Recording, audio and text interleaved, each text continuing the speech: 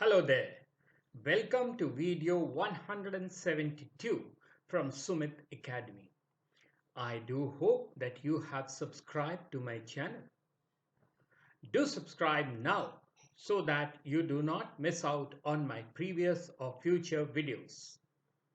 And do remember to like and share this video too. Do remember that the videos in my YouTube channel are for you to use for your examination purposes. They are free to use and will always remain free for you all. Do use the information in these videos to the best of your ability to succeed in your endeavor to join the civil services. To make your task a little easier, here is a complete list of all the 172 videos available on my YouTube channel. The list is divided into the playlists under which they are available. Do have a look.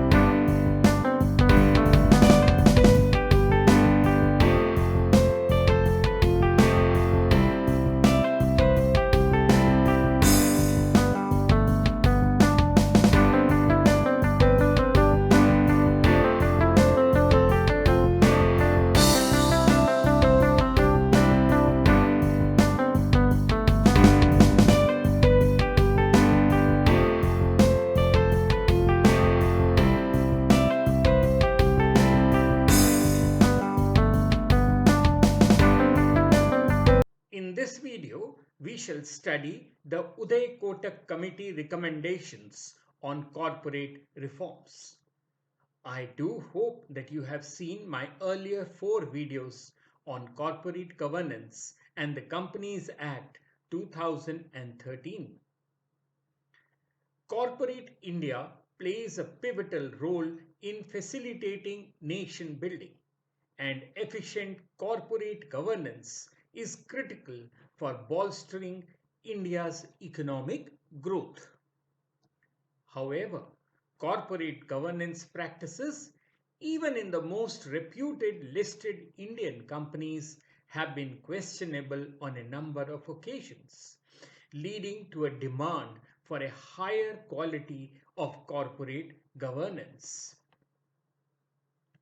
The SEBI Committee on Corporate Governance was formed on the 2nd of June 2017 under the chairmanship of Mr. Uday Kotak, the Executive Vice Chairman and Managing Director of Kotak Mahindra Bank, along with different stakeholders from the government, industry, stock exchanges, academicians, proxy advisors, professional bodies, and lawyers. It was asked to provide recommendations on diverse issues such as ensuring independence in spirit of independent directors and their active participation in the functioning of the company, and improving safeguards and disclosures pertaining to related party transactions. Other subjects on which the committee was asked to make recommendations were on accounting and auditing practices by listed companies, board evaluation practices, disclosure and transparency related issues, and addressing issues faced by investors on voting and participation in general meetings. The Kotak Committee submitted its report to SEBI on the 5th of October 2017, wherein the committee provided 80 recommendations to improve the corporate governance standards. As was to be expected, some of the proposals faced opposition from industry and other regulators.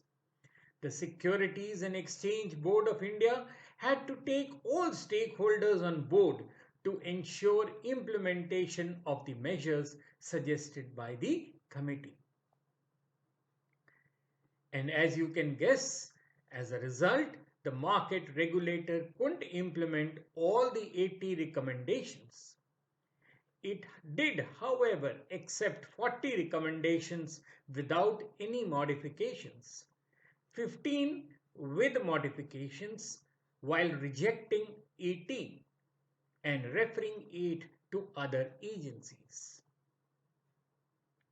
The report was also not favorably received by the Ministry of Corporate Affairs and the Ministry of Finance, especially in relation to extending the jurisdiction to unlisted companies and proposing amendments to other core company law principles. So even the Government of India was not wholly on board with the recommendations of the Uday Kotak Committee. SEBI followed this by amendments to the SEBI listing obligations and disclosure requirements. This is called the LODR Regulations 2015 on the 9th of May 2018. Right then, let's have a look at some of the important recommendations of this committee.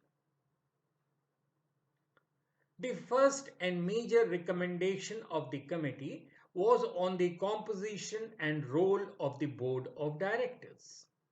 The committee was of the view that the board of directors as a whole is responsible to all stakeholders for meeting the requisite standards of corporate governance in a company. Accordingly, the committee sought to address the issues relating to strength of the board, its diversity, issues pertaining to independent directors, and disclosure of skills and expertise of the board members.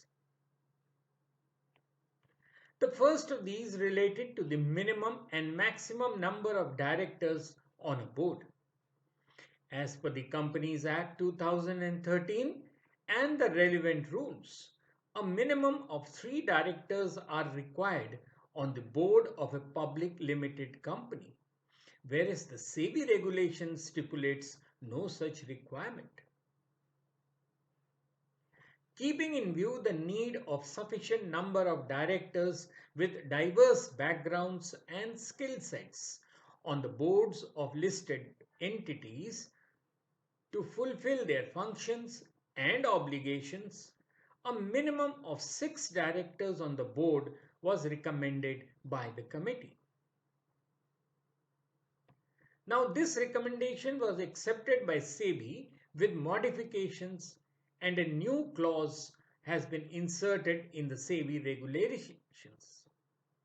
Now, this requires the top 1000 listed entities by market capitalization, that is with effect from April 1, 2019, and the top 2000 listed entities with effect from April 1, 2020, to have a minimum of 6 directors.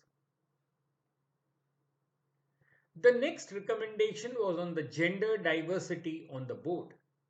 The Companies Act and the SEBI regulations require at least one woman director on the board of directors of every listed entity. The committee recommended to have at least one independent woman director on the board of directors of every listed company. SEBI decided to accept the recommendation in a phased manner. That is, at least one independent woman director in the top 500 listed entities by market capitalization, once again by the 1st of April 2019, and in the top 1000 listed entities by April 1, 2020. The third recommendation was on quorum. Currently, the Act requires a quorum of one-third of the total strength of the board of directors or two directors, whichever is higher, for every board meeting. Now, SEBI regulations do not prescribe any quorum for meetings of the board of directors. The committee was of the view that given the increased obligation of the boards of listed entities, they should be subject to a higher quorum requirement. The committee was also of the view that for minority rights protection, presence of one independent director as a mandatory quorum requirement was necessary.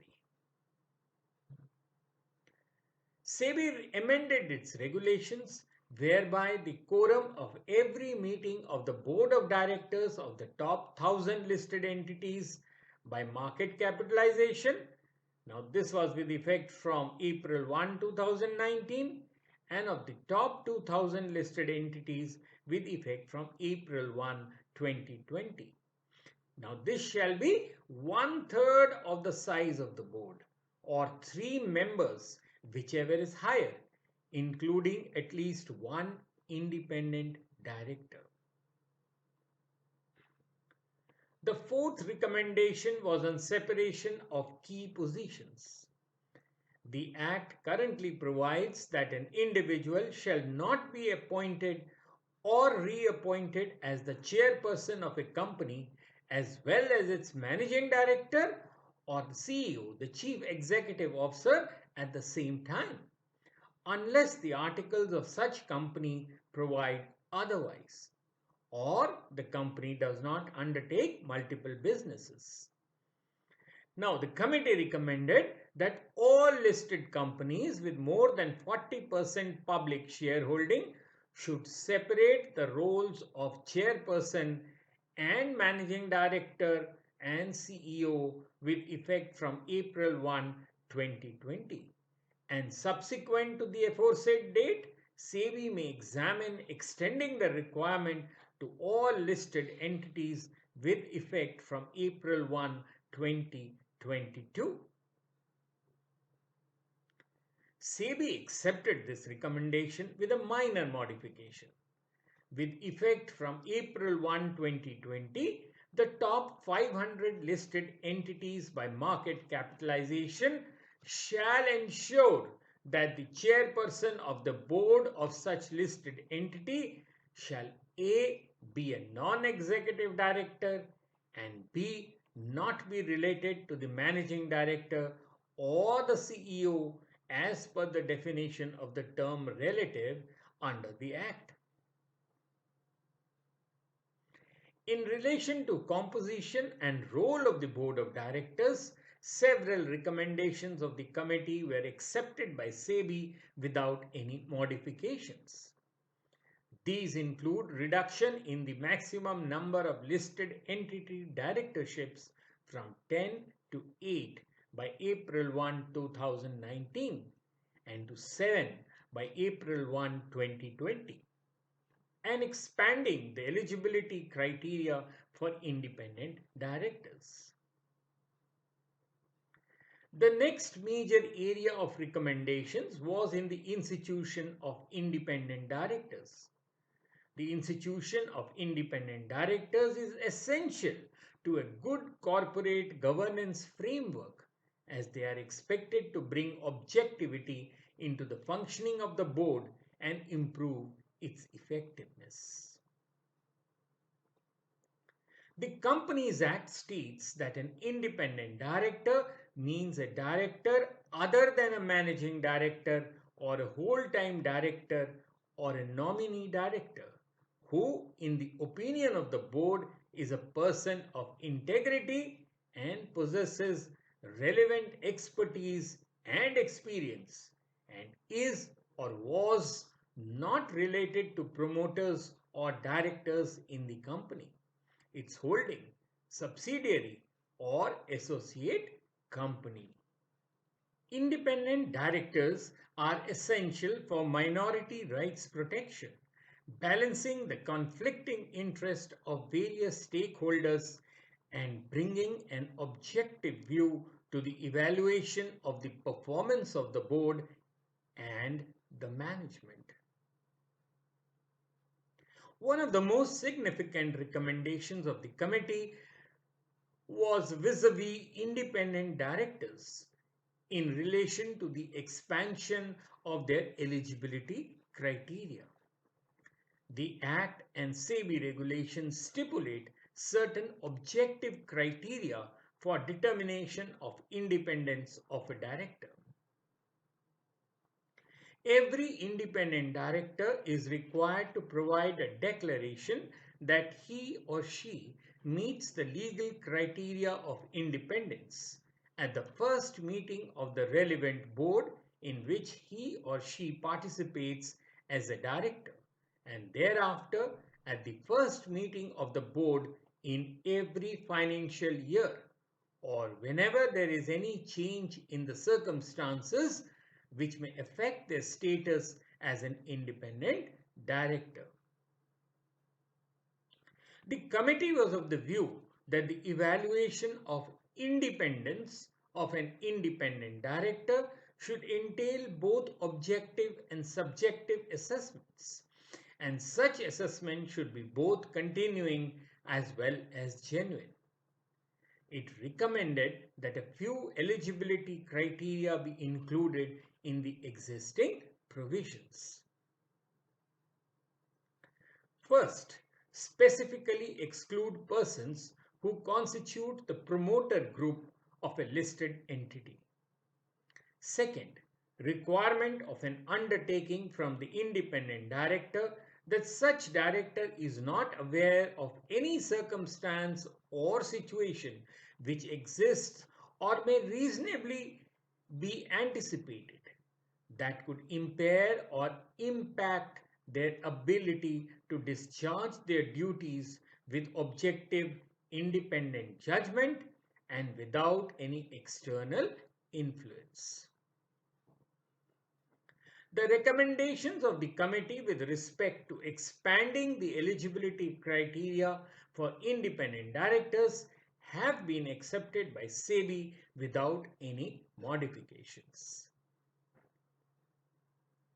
The third major recommendation was regarding the board committees. Delegation of responsibilities to committees of the board is necessary for the effective governance of listed entities, given the broad range of roles and responsibilities of the board of directors. The committee's recommendations addressed issues pertaining to representations in the board committees, setting minimum number of meetings and quorum for each such committee, and increase in the number and nature of board committees. The first of these was regarding the minimum number of committee meetings. SEBI regulations require at least 4 meetings of the audit committee every year, but it does not prescribe the minimum number of meetings for other committees. In order to allow audit committees the time and opportunity to address matters beyond the quarterly reporting, it was recommended by the committee that the minimum number of audit committee meetings be increased to 5 every year. In addition, the committee also recommended all other mandatory board committees necessarily meet at least once a year. While SEBI did not accept the recommendation with respect to increase in the minimum number of meetings of the audit committee, it accepted the recommendations of the committee vis-a-vis the minimum number of meetings of the nomination and remuneration committee, the stakeholders relationship committee, and the risk management committee without any modifications. The Kotak Committee was of the view that the Audit Committee should also review the utilization of funds of the holding company infused into subsidiaries, where the total amount of the loan and or advances from or investment by the holding company in the subsidiary exceeds 100 crores or 10% of the asset size of the subsidiary. Now, whichever is lower. This suggestion was accepted with a minor modification by SEBI. SEBI's amendments included existing loans, advances, investments existing as on the date of coming into force of this provision. The committee noted that the role of the Nomination and Remuneration Committee includes identifying persons who may be appointed in senior management in accordance with the criteria laid down and recommending their appointment and or removal to the board of directors. The Kotak Committee was of the view that the definition of senior management in the regulations be amended from the present definition of senior management to mean officers, personnel of the listed entity who are members of its core management team, excluding the board of directors. Now, they felt that this should comprise all members of management one level below the chief executive officer, managing director, whole-time director, manager, including the CEO, manager, in case chief executive officer, manager are not part of the board, and shall specifically include company secretary and the chief financial officer. Now, this recommendation was accepted in toto by SEBI. The next major recommendation was the composition of Nomination and Remuneration Committee and the Stakeholders Relationship Committee. Now, the Kotak Committee recommended that at least two-thirds members of the NRC should be independent directors. However, this recommendation has not been accepted by SEBI and only 50% of the members need to be independent directors as per the regulations. The recommendation with respect to quorum requirements of the NRC has been accepted and a new sub-regulation 2A has been inserted in Regulation 19, which requires that the quorum for a meeting of the Nomination and Remuneration Committee shall be either 2 members or 1/3 of the members of the committee, whichever is greater, including at least one independent director in attendance. The recommendations of the committee with respect to board committees have been largely accepted by SEBI. One of the most significant takeaways from the amendments brought about in the SEBI regulations is regarding the increased and meaningful participation of independent directors in the affairs of listed entities. The fourth major area of recommendations was regarding the obligation on the board of the listed entity with respect to subsidiaries. Unlike the Companies Act, the SEBI regulation imposes certain specific obligations on the board of the listed entity with respect to its subsidiaries. In the age of globalization, with many Indian companies operating through their overseas subsidiaries, the committee was of the view that such overseas subsidiaries should be treated at par with the company's Indian subsidiaries. The Kotak Committee also observed that an appropriate level of review and oversight is required of the board of the listed entity over its unlisted subsidiaries for protection of interests of public shareholders.